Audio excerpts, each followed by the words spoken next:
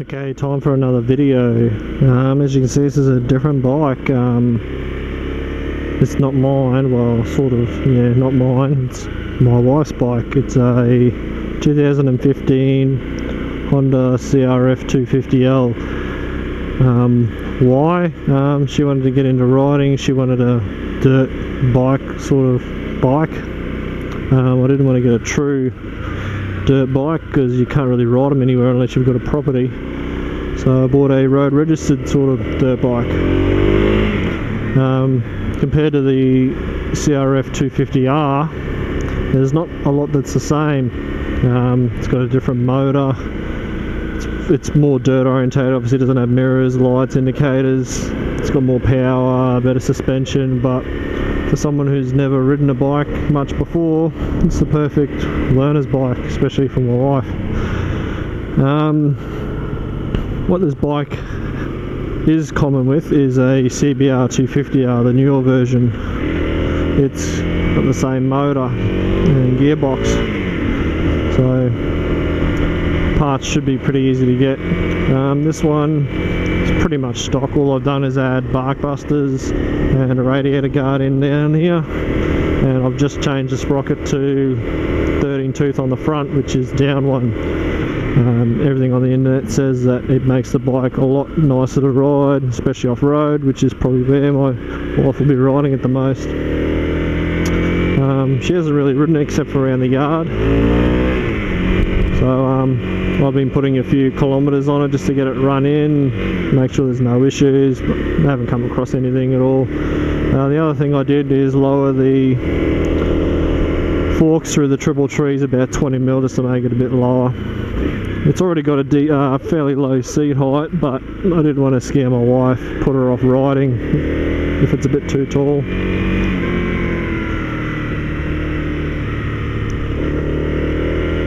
Very well made bike. I think it looks great compared to the other bikes in its class. It does look like a dirt bike. The digital dash, the only thing I don't like about that is this brake line sort of gets in the way. In my line of vision, I can't really see the neutral or indicator lights that well. I've got to move my head to sort of see them a bit. I think I might be able to move that down. That'll bring that forward and make it a bit easier. Coming from my 650 dual sport bike to this, I definitely noticed a lack of torque. In the 650, if you're going up a hill, you can sort of stay in the same gear and chug along up the hill. In this bike, you definitely got to go down a gear or two. But it is only a 250, but it definitely has more poke than what I thought it would. The only other 250 I've ridden, which wasn't very long, was a old CBR 250, the inline 4 version. And same with that, that needed a lot of revs to keep the momentum going. It has a small fuel tank, but it's got a small motor. I don't think we can do any long epic trips on that on this sort of bike. It'll probably do. Everything seems well made, nice switch gear, everything's easy to find, falls at your hand pretty easily. There's no kickstart, it's electric only, that's no problem for me or my wife. You can't really hear it, it's a very quiet bike from standard, and if you have a look at the factory exhaust you'd see why. It's quite restricted in the midsection. You can modify it, and I really do want to modify it, but it's not my bike, and if I do the little power upgrade you can do to these, might put my wife off riding, so maybe when she's gotten used to it I'll give it a bit more poke.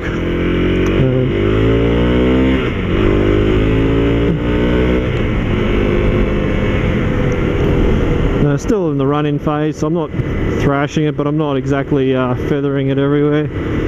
Feels like a giant push bike to me, this bike. It's definitely a lot lighter than the KLR that I ride. The brakes seem alright. I had to run them in a bit. They were pretty vague when I first picked up the bike. You didn't have much confidence in them, but now that I've run them in a bit, they seem a lot better. It's 250 single with a 6-speed box. Just pretty basic suspension, nothing adjustable at the front, and you can adjust the shock on the rear. It's mainly just preload. There is a toolkit under the seat. You've got a helmet hook on the back. You can put 2 people on this. It has got rear pegs, but I wouldn't advise doing it unless you both weigh like 50 kilos.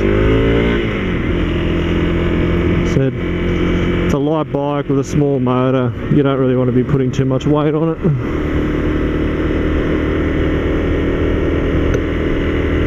There is a fair few parts available for this bike. They said don't fall into the trap of buying CRF250R parts. Nothing really is going to fit. You need parts that are just for the 250L. And because this bike's only been out for about 2.5 years, aftermarket isn't huge, but there is everything you sort of want. There's a lot of universal parts, like the bark busters is universal, the radiator guard found pretty easily. There's rear racks if you really want to use it as a commuter bike. You can put a rear rack on it. Exhausts, there's a few different exhausts. The FMF seems to be the most popular, and if my wife wants to get an exhaust, that's probably the one I'm going to push her towards, but it's her decision at the end of the day. Gets rid of the restriction, makes it sound like a dirt bike. You can also get the EJK, which is the electronic jet kit, the same system I run on my W800. You put them on when you put the exhaust on. There's a few airbox mods you can get, like you delete the snorkel like most motorbikes, drill some holes in the airbox, put in a higher flow filter. So that, the EJK and the exhaust, makes it go pretty good. And if you do add the front sprocket like I have to this, it does make it feel a lot nicer, especially on the commute sort of riding. It doesn't feel as laboured. There is no tacho, so you can't really tell how high you're revving it. But I haven't found the rev limit, but I'm still running the bike in.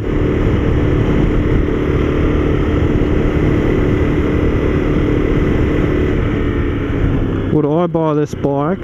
I probably wouldn't, just because of my weight, and I'd need something a bit bigger to carry my weight around. But as a young person who's lighter, never ridden before, I think this would be a great bike. They're very cheap compared to the competitors. The competitor bikes were about $800 to $1,000 dearer, and I didn't think they were as good a spec overall as this bike. I think this bike has the definite advantage, especially in the looks. I think this looked like a bike of this category should, like a mini dirt bike. So this is it. Does look like a dirt bike. People who know dirt bikes can tell straight away it's not a dirt bike, but I think it looks pretty good. Nice headlight at the front. I haven't ridden it at night to see what it's like, but this bike won't get ridden at night really. But it looks like it should be fairly decent. Nice front guard, covers a lot of the front tyre. Flexible plastics, which are good. This is the thing the KLR doesn't have. They have sort of solid plastics which like to break. This looks like it'd bend and scratch before it actually snapped. You got the exhaust, factory exhaust, pretty small. You can see down here, that's what I was talking about. It looks really, really small in there, really restricted. Decent quality brakes, Nissan brakes. Fairly decent tyres come with it too. They're not road tyres, they're not full knobbies, good mix. Should be alright in the grassy fields and all that. And the big massive exhaust cam, which I'm going to guess weighs a ton and needs to go. Got little tie down points. You could probably put like a little tail bag on there. Not much else really.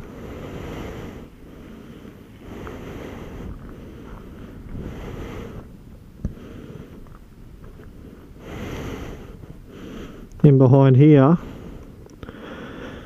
you've got the little tool bag, and there's a little pouch in there. You probably fit your wallet or your phone in there, probably not both. The rear pegs, which will be never used. And yeah, pretty basic bike. There's no fancy electronics except for the dash, which is a nice little unit. Tells you what you need: indicator, engine light, neutral, high temperature light because it doesn't have a temperature gauge, higher beam and the other indicator.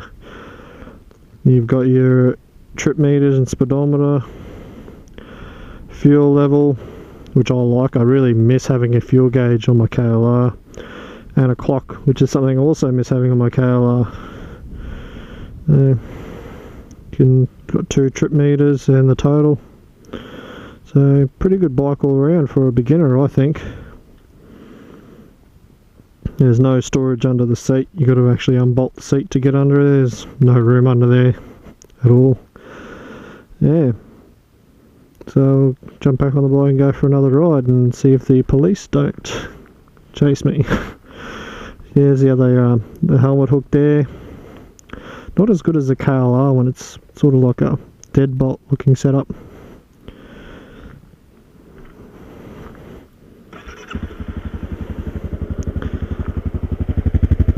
See, very quiet.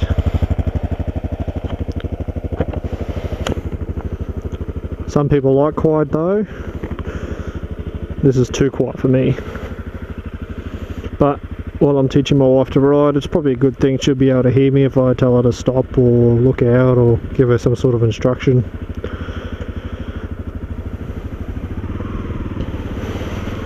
Plus it sounds tame. You don't want something that sounds like it's got a heap of horsepower when you're trying to ride for the first time. Could be a bit daunting.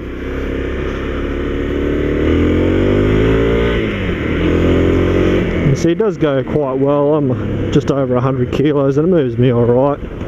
Probably wouldn't ride on the highway, or not for an extended time anyway. That'll probably rev a bit high, especially with this sprocket setup.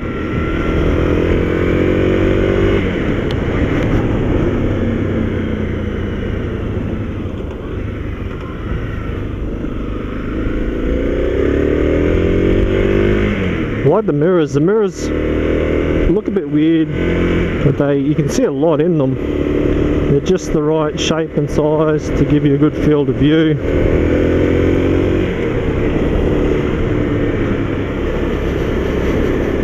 See, this bike's only got 59 kilometers on it. The first service is about 800, so I just need to put some Ks on it, get its first service out of the way. Hopefully it'll be a bit opened up by then. Free the motor up a little bit, and yeah, try and get the wife on it as much as possible. Hopefully she takes to it and is not put off or scared or doesn't like it.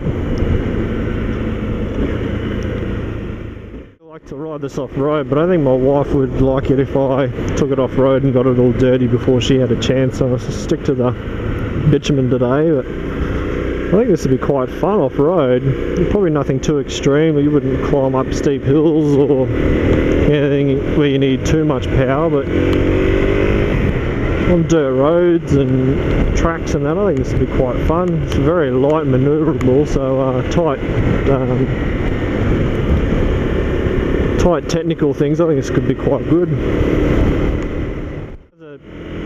As an all-round bike, you could commute on it as long as you didn't have too many high-speed sections you need to ride in. Like 80k, it's good. At 100, I think it would struggle on a long stretch. Maybe if you had a short stretch of a couple of k's, it'd be alright. But I think constant 100km/h rides, you'd want something a bit bigger, a bit more power. It's not revving as high.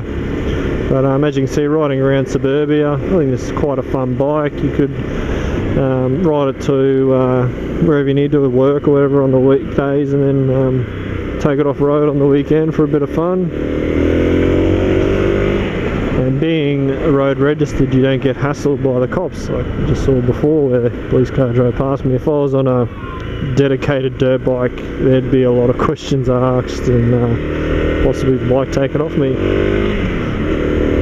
There's also the difference in price. The equivalent CRF250R is around 10 grand, it's 9 something, and this is 6.3. Yes, you get more with the 250R, but you can't use it as many places unless you're out on a property or you go to events all the time. I think this is a much more usable bike.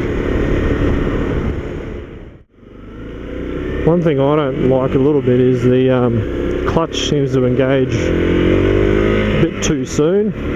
It probably just needs a bit of an adjustment. I like a bit of play before it engages. It's a bit better off road, and you got a bit more lever movement before it engages, especially off road where it's a lot of vibrations and bumping, and you don't want to engage on and off. But I can't really fault the bike.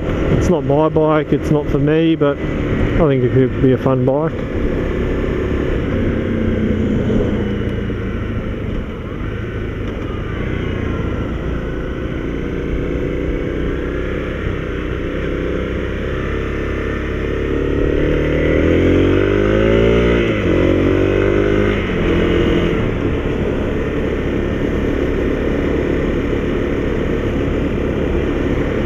Seat feels quite comfortable. I haven't ridden it for a long period of time, but definitely feels comfortable.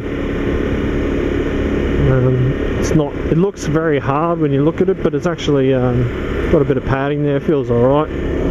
I sit a fair way back. You're meant to sit a lot further forward, especially if you're going to have a passenger, but I don't know why you would. I just feel more comfortable at arm's length. There's a fairly steep hill.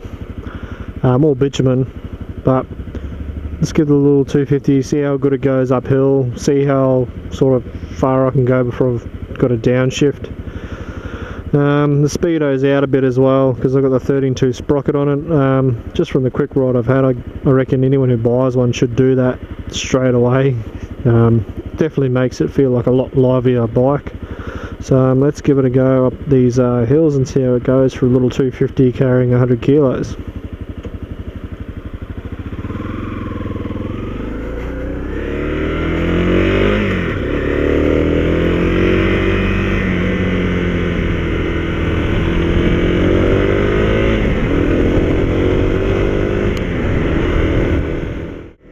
About 50 kilometers an hour from my guess with the speedo out in 4th gear. Slight incline here, and then it gets steeper up ahead, and then on the other side it gets steeper again.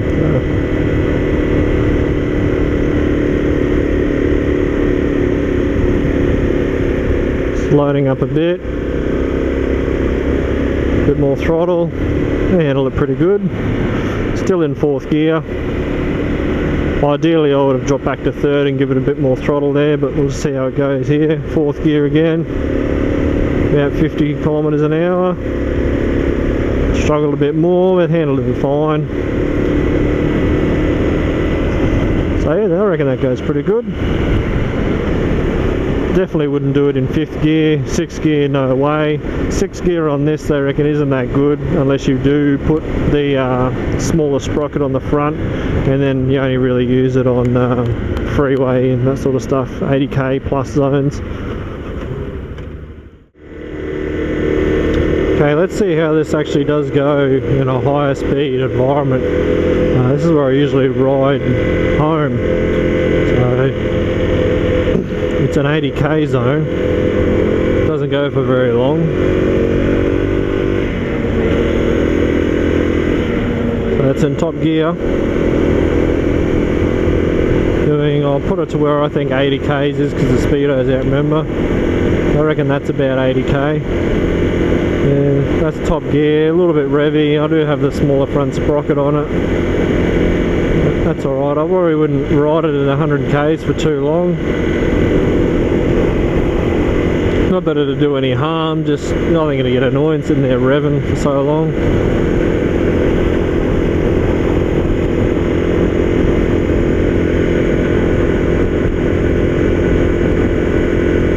Handles the incline pretty good.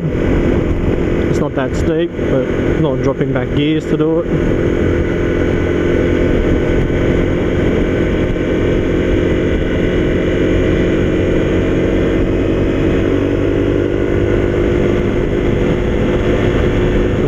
What would 100 kilometers an hour be? This will be about 100 and quite a bit more revvy. only do it for a short section. And on the brakes. No ABS, of course. This bike doesn't need it, I don't think. They only add weight. So yeah, that's my quick overview of the 2015 Honda CRF 250L.